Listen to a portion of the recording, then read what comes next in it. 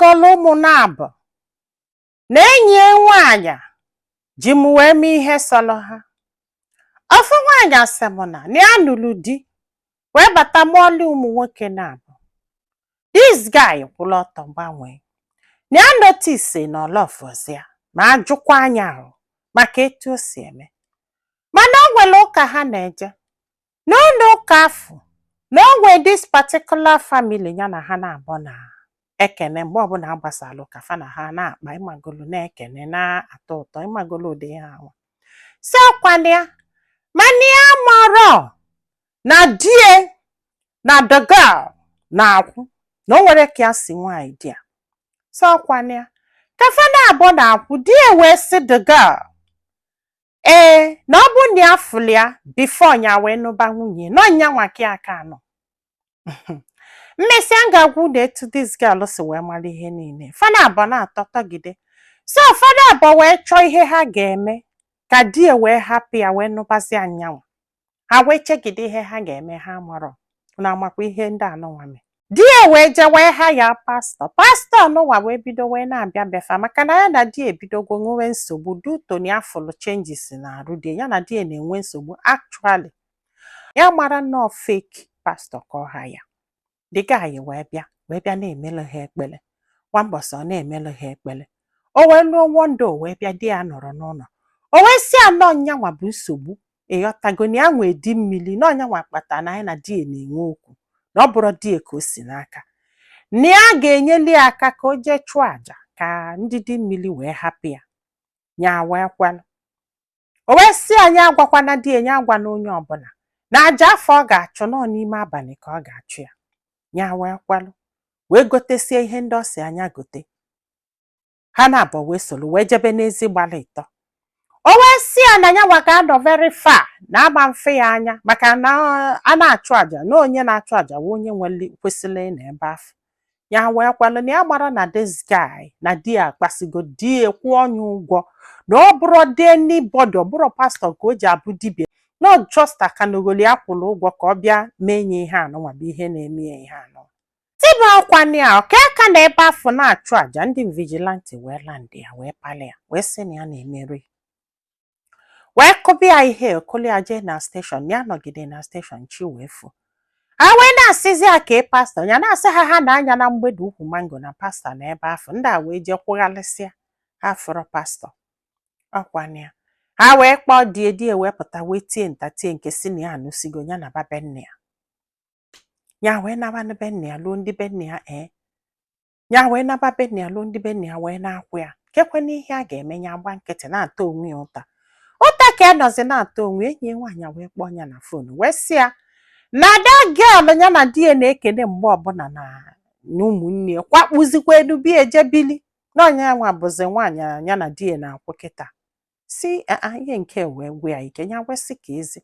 Andị na ka ihe a mere na the woman ya na-expect na ọnya bụ onye izizi kara ikpe ya na-asị ya kedu ihe a na-anụ ihe a na the woman na-akpọrọ ya. Ya aka na-awọnda na-asị why akwa ifugo. So kwana ya this woman wee sị ya na ya na-agwụ ya na ọ bụrụ tata ka ya na die na-akwụ na ya notice na ọ ya marọ ka ya si agwụ ya ya mee investigation ka ọ mara ihe na-aga na ọkwa n'ebe afọ ka ya nọ wee mere investigation jekwulu ndị vigilante wee nye ha ezigbo ego. Ha wee chọba that guy bụ pastọ afọ wee chọgide ya wee chọta ya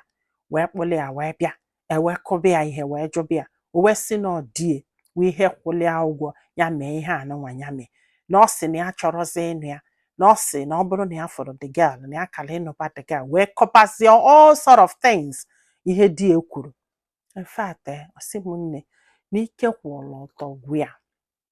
na ọ bụrụ na this man si ya na ya chọzi ya jebele onwe ya ejebele onwe mana ọ chọrọ ka ụwa taa anya ụta chọkwu ka ndị mmadụ jụọ ya ajụjụ. Ihe ọ chọdebe ewu ka ọ bụ na ọ chọrọ ya with just ịghọtago na ọ bụrụ na ọ chọrọ ya na ụdị na ya chọzi o wee bie ụdị ihe obolo ihe niile ndị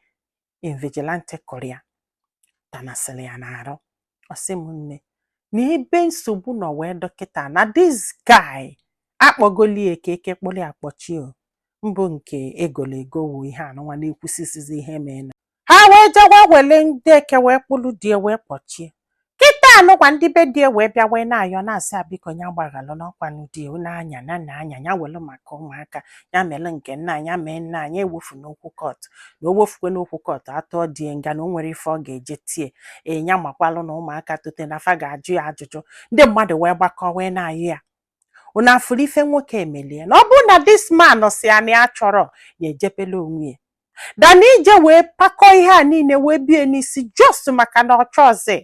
ọsịmarụ ize ndị na-eche nche n'obodo chọbalụ the guy wee nwudo the guy na ọ bụrụ na anwụdoro the guy na akala ịnọ na-atọ onwe ụta from now till ya anwụkwa ihe nya jele ime ndị be ha na-abalị ya sị ya inwere ụdị nsogbu afụ na onwere onye ịgwa na ọ bụgodu na inwe di mmiri na ịkala ịbịa gwa ndị be unu na ya gwara ndị be ha maka gịnị na ya trọs die na ya trọs pastọ di edute mana ya mara na ọ bụrụ pastọ ka di edute na this man just chọọ nnọọ na ya chọrọzi this marriage instead ọ ga-abụla man kwuo na ya chọrọzi this marriage ọ chọba ngụ ọ ga-eji gwee konyie this woman sị na akwa alili nya beli ka ejidelie na ihe akụrụ ya n'ụdị ya in fact ihe na-eme n'ụwa ahụ amara m na nwoke nwere ike ịga this length just to separate with the wife. Amara m ihe this man mere ajọka. Ihe nji wee kọba akụkọ bụ maka gịnị biko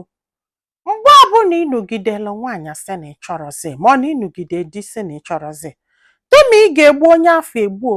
ọ na ị ga-ebie ebubo kalịlịa ọ na ị ga-akwanye n'ife ọmara maka ya maka na ọ bụrụ na nwaanyị a nụwa na ihe a pụtara eziokwu na ihe a mee mana ọ ga-agọgidelu this man ọfọ gọgidelu ha ọfọ yara m ihe na-eso gị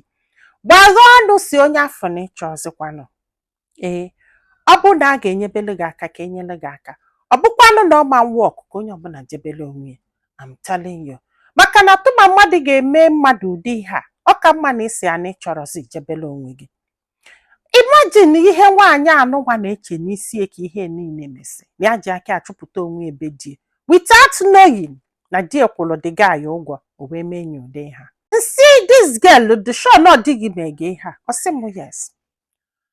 m yes na ọ dị emere ihe a na ihe ya ejire chọọ ịga public bụ maka na pastọ ebe fa na-eje ụka bịazi yọbịa nyeli ya aka wee na-eso the case ghọtago ya wee decide ya ka adobie na ndị be ha gbakọ kịta na-ayọ na-eti mkpu na-asị achetekwa maka ụmụ ya chetekwa maka mana mgbe ọ na-eme ihe ọ na-eme o chetere na ya mụọli ụmụ nwoke na-abụ o chetere na ya bụ nwa mmadụ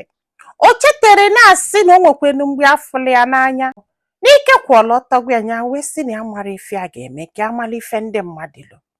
onye gbaghalụnụ dị ebe ndị be die na-arịa maka ụmụaka hapụ ya mịata n'afụfụ n'ihe niile anụnwa o ji wee mee ka onye kwechili tụọ dis guy nga ka o wee mụla akọ ka ndị ọzọ wee mụla akọ na-ejiri mmadụ were egwu egwu chai gwa anyị filo na comment section maka na ọ ga-enyelu nwaanyị a aka iji ma ife ọ ga-eme ma nyekwazị ọnụ m aka tụsa ozi a ka olu ndị ọzọ ntị ndị be anyị daalụnụ ka ọ dị n'ụbọchị ọzọ.